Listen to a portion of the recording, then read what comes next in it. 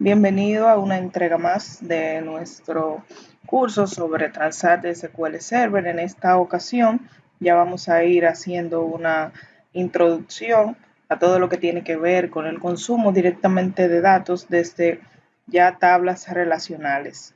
En esta oportunidad vamos a conversar sobre los joins, que no son más que una serie de cláusulas que nos permiten representar la unión entre dos o más tablas u objetos de esta naturaleza, entiéndase vistas, funciones de tipo tabla, etc. Generalmente cuando estamos utilizando un join, lo hacemos para unir claves primarias con claves foráneas.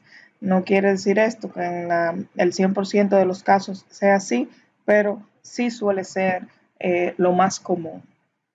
El operador que más utilizamos cuando estamos haciendo joins suele ser el símbolo de igual. No quiere decir esto que sea el único que utilicemos. O sea, puedo usar sin mayores problemas cualquier otro propio del motor de SQL Server, como el like, el diferente, mayor o igual, etc. Es también totalmente válido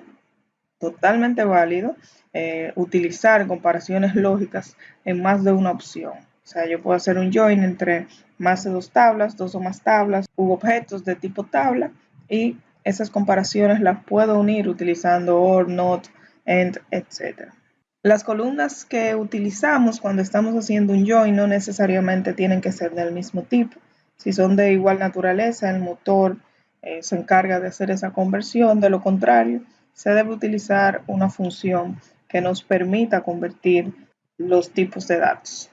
Vamos a describir de inmediato el inner join, que en este caso se van a seleccionar solo los registros que coinciden en dos o más tablas a partir de la comparación entre columnas de ambos objetos, en caso de que sean dos, como en el ejemplo que tenemos acá en pantalla.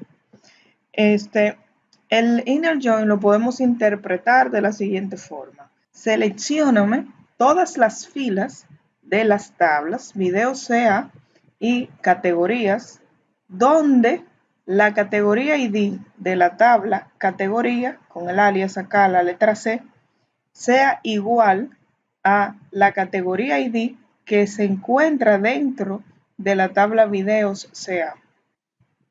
Siempre que trabajemos con inner join es necesario incluir la cláusula on, de lo contrario no pudiéramos realizar esta comparación como muestro acá. Vamos a pasar directamente al management para ejemplificar lo explicado. Bien, tomaremos el mismo ejemplo que teníamos en la presentación. Vamos a hacer un select asterisco a la tabla de videos sea y veamos qué contenido se tiene allí. Si nos fijamos en la columna categoría ID, lo que tengo acá es un valor numérico. Si quiero entonces obtener de la tabla categoría, hagámosle un select, la descripción de esos valores, 23, 24, etc. Entonces necesito obligatoriamente utilizar una cláusula inner join. Ejecuto esta parte y vemos que efectivamente cuento con el valor numérico, que es el que tengo en la tabla videos sea, y una columna de descripción que contiene los nombres de esas categorías. Entonces, lo que haremos es seleccionar al menos dos columnas de esta tabla. Vamos a tomar el ID y vamos a tomar el título del video. Finalmente, agregaré la categoría ID y procederé a realizar el join. Si ejecuto hasta acá no tengo ningún problema. Voy a borrar este from y me voy a quedar con el nombre de la tabla categorías. Procedo entonces a escribir mi cláusula de estudio inner join acompañado de la tabla con la que voy a relacionar esta, y finalmente la cláusula on, que había comentado que siempre que estemos utilizando un inner join debemos acompañarlo con la misma.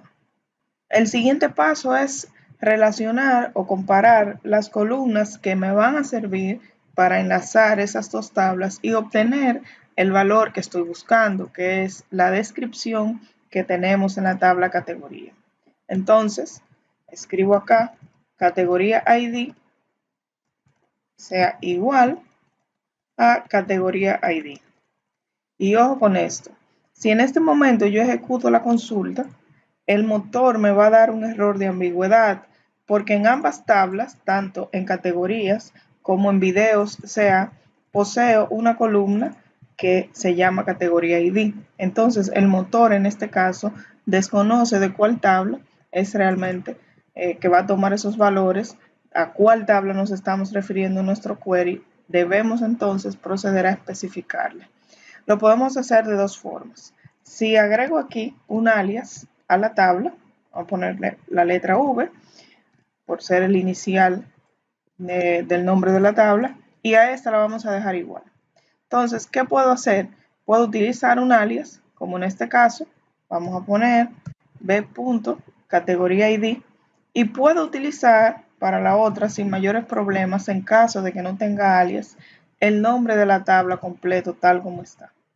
Si lo ejecuto hasta ese punto, me va a seguir dando error porque todavía no le he asignado el alias a la tabla K, categoría ID.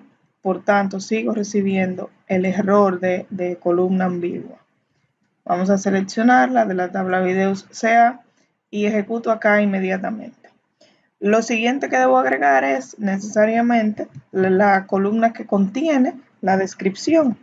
La misma se llama categoría y no es necesario en este caso que le agregue un alias porque no tengo dentro de la tabla videos sea una columna que se llame categoría.